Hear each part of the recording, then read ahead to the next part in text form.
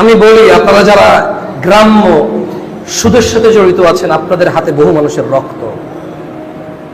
এদেশে বহু মহিলা আত্মহত্যা করেছে আপনাদের ঋণ শোধ করতে না পারার কারণে।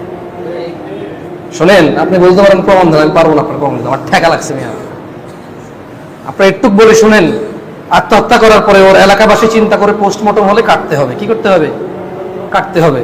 তখন এলাকাবাসীর আত্মীয় স্বজন কেউ যখন পরিচিত থানা লেভেলের পরিচয় থাকে, সে এটাকে সাধারণ মৃত্যু বলে দাফন কাফনের ব্যবস্থা করে, যাতে পোস্টমর্টম না হয়, শরীরটা না কেটে ফেলে। বুঝাতে পারছি? যদি এই দেশের প্রত্যেকটা আত্মহত্যাকারী ব্যক্তিকে আত্মহত্যাকারী হিসেবে সবাই চিহ্নিত করত আর এর জিম্মেদারি না নিত, তাহলে আপনি জানতে পারতেন কত মানুষের রক্ত, কত মানুষ ইয়াতিম করেছে আপনার এই ছোট্ট মাইক্রো ক্রেডিটে। আরে ভাই, ধর বাদ দেন তো, আপনার প্রমাণ দিতে যাবে কি আপনার? আমি ভুল বলছি, আপনি বলেন।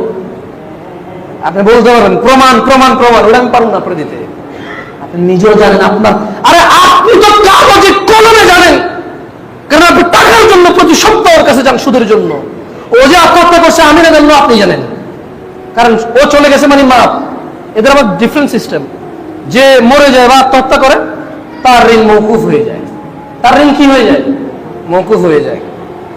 তা আপনাকে একটু বলে শোনেন, তাকদীরের প্রতি আপনার বিশ্বাস কোথায়? বলুন, অমুক ছেলে 5 ওয়াক্ত নামাজ পড়ে, সুন্দর দাড়ি, কি সুন্দর পাঞ্জাবি, হ্যাঁ আল্লাহ কি গজল গায় রে বাবা, হ্যাঁ ও আসছে কি গজল, হ্যাঁ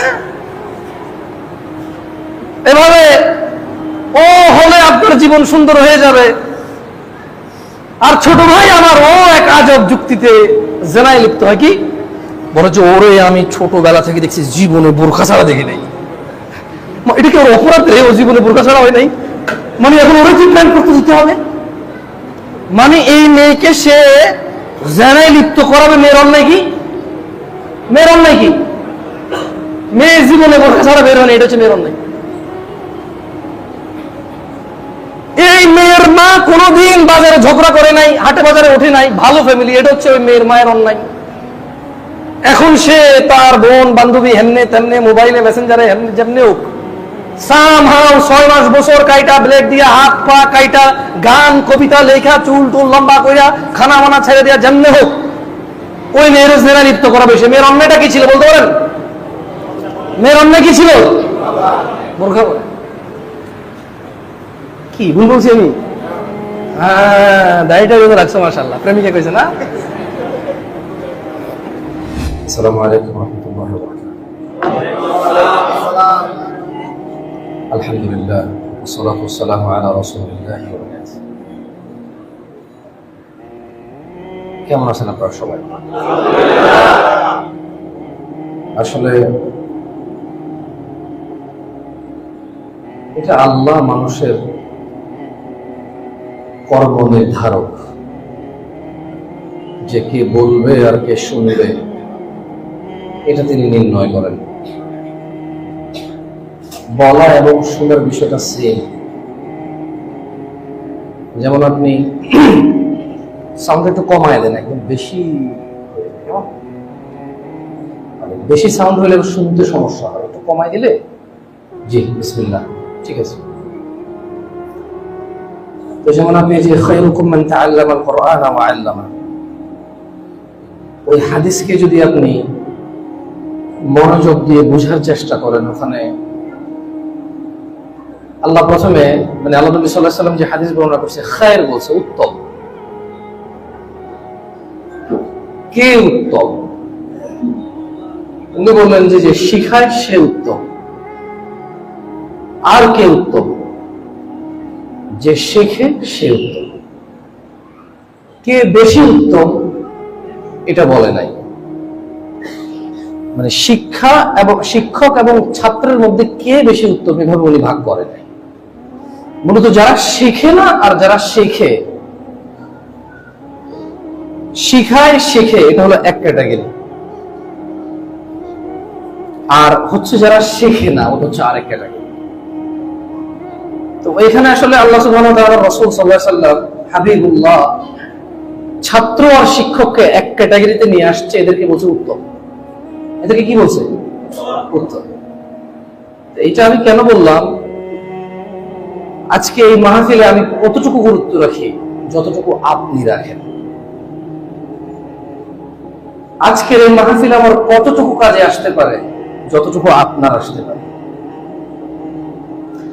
আপনি আস্থা রাখেন, আমি আপনার চাইতে এক বিন্দু বেশি বেনিফিটেড হওয়ার সুযোগ নাই।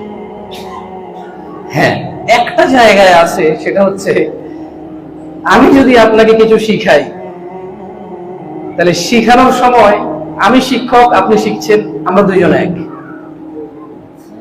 আফটার ইফেক্ট আছে, এরপরে আপনি যতদিন এটা পালন করবেন আপনি যত নাকি পাবেন কমবে না আপনার থেকে, সমান নাকি আমি পাবো। এই একটা এক্সট্রা বেনিফিট আমার আছে। So that's why I'm here today. আজকে আমি এখানে আসছি। আপনাদের আমি অনেক সময় বলেছি ওই একটা হাদিস,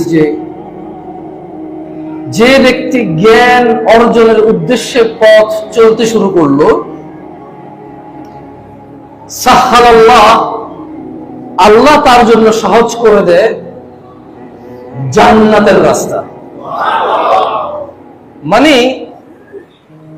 আপনি চিটগাং থেকে ঢাকা যাবেন, মানে ওই যে কি বলে এটাকে, এদিকে সীতাকুণ্ডের এদিকে জ্যাম হওয়ার সম্ভাবনা আছে, ওই যে এশিয়ান রোডটা ঢুকছে যে ওইদিকে জ্যাম হওয়ার সম্ভাবনা আছে, ওই যে গাড়ির স্কেলিং হয়, ওজন মাপা হয় যে ওই জায়গায় একটা জ্যাম হওয়ার সম্ভাবনা আছে, এরপরে একটা জ্যাম হওয়ার সম্ভাবনা আছে মেঘনা, তারপর তো পুরো ঢাকায় জ্যাম।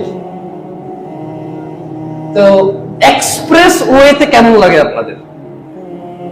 এত বেশি মজা লাগে না। যারা ড্রাইভ করে তারা জানে লেখা থাকে 60। কেউ সন্দেহের ভিতরে আছে যে এখনো মনে হয় জরিমানা চালু হয় নাই, চালা 120। আবার কেউ বলে যে না, মনে হয় চালু হয়ে গেছে, দরকার নেই, 60-70 চালা। কিন্তু যখন ওই যে ওইটাকে কি বলে, মামা রোড, কোন রোড, মামা রোড, পুলিশ ক্যামেরা নিয়ে দাঁড়ায় থাকে, রাতের বেলা কেউ নাই, আবার ড্রাইভাররা জেনে গেছে যে অমুক জায়গায় ক্যামেরা আছে, এরপরে আর নাই। ওখানে কিন্তু আমি একবার বাগেরহাটের দিকে যাচ্ছিলাম, দেখলাম যে আমাদের গাড়ি চলে 140-এ, বাস আমাদেরকে পিছ করে যাচ্ছে। আমি প্রথমে গাড়ির মিটার দিকে তাকালাম না, দেখি যে বাস একটার পর একটা আমাদেরকে ফেলে চলে যাচ্ছে। আমি তাকাই দেখলাম যে কি রে ভাই, তুমি 140-এ চলো, বাস কত জোরে চালায়, তোমার পালায় চলে যাচ্ছে। তো চালক মুচকে এসে বললো যে ভাই, এই রোড ঠিক হওয়ার পর থেকে বাস ড্রাইভারদের মাথা মুন্ড ঠিক নাই, ওরা মানে পদ্মা পর্যন্ত আগায় যেতে চায়। এটা উদাহরণ দিচ্ছি কেন, মানে সমস্ত মানুষকে জিজ্ঞেস করেন বাগেরহাট দক্ষিণবঙ্গের যে পদ্মা ব্রিজ আপনার যাতায়াত কতটুকু সহজ করেছে, সে বলবে যে আনবিলিভেবল সহজ হয়েছে, এর পূর্বে আমরা কল্পনাই করতে পারিনি। আমি নিজেই তো একবার বাগেরহাটের মাহফিলের জন্য ওই যে ফেরিতে 11 ঘন্টা জমেছিলাম। আসার সময় 11 ঘন্টা শুধু ফেরি পার হইতে অপেক্ষা করছি, ফেরিতে গাড়ি উঠবে। যাওয়ার সময় ওই যে একজন হুজুর আছে না, কি যেন নাম ওনার, শরীয়তপুরি, উনি হুজুর, ওই যে একটা ভদ্রলোক কোরআন তেলাওয়াত, হ্যাঁ এক্স্যাক্টলি মাশাআল্লাহ, আব্দুল খালেক শরীয়তপুরি, ওনার এলাকা মনে ওইদিকে। দেখলাম যে উনি একটা ক্রেসিডা, উনি তো আমাকে চেনে না, উনি আমাকে দেখে না, আমি দেখছি একটা ক্রেসিডা গাড়ি, লুঙ্গি সাদা, পাঞ্জাবি সাদা, মাশাআল্লাহ। ওখানে আবার ভিআইপি সার্ভিস ভাই, ওদের ওই যে বাগেরহাটের যখন ফেরি ছিল, মানে একটা ফেরিতে 5-7টা গাড়ি উঠতে পারতো না, বাকি সব আর্মির গাড়ি, নেতার গাড়ি, মানে শুধু ভিআইপি ওই জায়গায়, মানে ভিআইপিদের আগে ওরা ফুল হয়ে বাকি 2-4টা গাড়ি যদি উঠতে পারে, আমি শিওর যে যারা ওই এলাকার আছেন তারা ম্যাচ করতে পারতেছেন আমার কথা। তো দেখলাম যে আব্দুল খালেক শরীয়তপুরি সাহেব, উনি গাড়ি থেকে নামলো, আর ওনাকে মাশাআল্লাহ ভিআইপি ট্রিট দিল, যেহেতু বক্তা মানুষ, আলেম মানুষ, চেনে সবাই। ওনার গাড়িটা ভাই জ্যামে পড়ে চলে গেল। এখন আমায় বিকেল 4টা, মানে দুপুর 2টা বাজে পৌঁছাইছি, বিকেল 4টা-5টা বেজে গেছে, আমি বাগেরহাটের জন্য এখনো ফেরিতে উঠতে পারিনি। বাগেরহাটের যে জায়গায় যাবো, রাজবাড়ির ওইদিকে, কেমন বাগেরহাট পার হয়ে যেতে হবে মেবি, আমি যাবো কখন, আমি খুব দুশ্চিন্তা করে গেছি। যখন ওনারা ছাড়লো, এবার আমি যাই ওদের সাথে কথা বলতে লাগলাম। আমারও তো তেমন কেউ চিনে না, বুঝলেন না, আমার একটু মিসকিনের মতো, বেচারার মতো যায় বললাম যে ভাই, আমার তো মানে একটু বক্তব্য দিতে যেতে হবে, আমাকে ওরা একটু ডাকছে কথা বলার জন্য। ওয়াইজিন আর বলি নাই, নিজেরটা নিজে বলতে কেমন লাগে, শরম লাগে না। তো বললাম যে ভাই, আমাকে তাও মানে মাহফিল ওরা বলছে কথা বলতে চাইতে, আমি চিটাগং থেকে আসছি, আমি তখন চিটাগং এ থাকতাম। গুরুত্ব দিল না। দুইজন তিনজনের কাছে বলার পরে একজন বললো যে এলাকায় ভিআইপি বেশি, আপনি চান্স পাবেন, আচ্ছা দাঁড়ান ওইখান দিয়ে যান এখান দিয়ে যান। আলহামদুলিল্লাহ, তাও সন্ধ্যা 7টায় তুলে দিচ্ছে আমার ফেরিতে। দুপুর 2টায় আমি চিটাগং থেকে কখন রওনা দিয়েছি এটা বললাম না, দুপুর 2টায় ওখানে পৌঁছেছি ফেরি সিরিয়ালে। সন্ধ্যা 7টা অথবা মানে বিটুইন 7টা 8টা এর মধ্যে আমাকে উঠে দিচ্ছে। আর আমাকে যদি বলা হয় যে এই পদ্মা ব্রিজ উত্তরবঙ্গে যাওয়ার কেমন সহজ হয়েছে, আমি বলবো যে ভাই তো বুঝাতে পারবো না ভাই। মানে এটা তো আমি যখন আসছি মাহফিল শেষ করে আসার পরে পরের দিন দিনের 1টা বাজে আমি ফেরিতে চান্স পাইছি, ফেরিতে মানে উড়ার সুযোগ পাইছি যে আসবো। এখন তার মিশা কথা বলতে পারবো না যে আমার ওয়াজ আছে, এখন আমার ওয়াজ শেষ, আমি সিরিয়ালে ছিলাম। ড্রাইভার একবার নামে পেশাব করে, যাই হোক আমি উদাহরণটা দিছি কেন, তো আল্লাহ নবী সাল্লাল্লাহু আলাইহি ওয়াসাল্লাম বলছেন যে যে ব্যক্তি জ্ঞান শিখবে এটার জন্য উদ্দেশ্য করে পথ চলা শুরু করলো, মানে সে চিন্তা করলো মাদ্রাসায় যাবে, ওকে বয়স নাই, বয়স্ক শিক্ষায় যাবে, ওকে বয়স নাই, ওয়াজ মাহফিলে যাবে, আসছে হয়তো, কোন সেমিনারে যাবে, আসছে হয়তো, ওকে অমুক জায়গায় একটা বই পাওয়া যাচ্ছে, আমি বাংলা পড়তে পারি, এখানে অনুবাদ আছে, বইটা কিনছে হয়তো, যে না আমি শিখবো, আমাকে শিখতে হবে, আমাকে কি করতে হবে, শিখতে হবে। একটু ইন্টারনেটে ইউটিউবে সার্চ করতেছে যে জেনা ব্যভিচার, এভাবে লিখে সার্চ করছে, বক্তব্য কোন একজন আলেমের নাম সহকারে আসছে, মানে সে এখন ডিসিশন মেক করছে, সে জানবে। আল্লাহ নবী সাল্লাল্লাহু আলাইহি ওয়াসাল্লাম তার জান্নাতের রাস্তা সহজ করে দেবে আল্লাহ। সো আপনারা এখানে যারা আসছেন, you have that opportunity to make your way of Jannah easier. কত সহজ, এর চেয়ে সহজ আর এই পৃথিবীতে হতে পারে না ভাইরা আমার।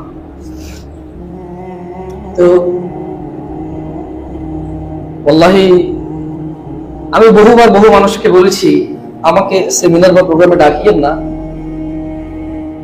অথবা আমাকে ডাকলেও যারা আলেম, যেমন আমাদের ডক্টর শাখাওয়াত হোসেন হাফিজাহুল্লাহ, একজন ডক্টরেট করা মানুষ, মানে আমার বুঝে আসে না কিভাবে আপনারা বিচার করেন। তবে এই ইনসাফের জন্য আল্লাহ আপনাদের ক্ষমা করুক, এই না ইনসাফের জন্য আমি দোয়া করি, কারণ আমাকে যে সুবিধাটা দিচ্ছেন তবে অনুচিত হচ্ছে। এখানে ডক্টররা আলেমরা যারা তাদের যৌবন ব্যয় করেছে শিক্ষার উপরে,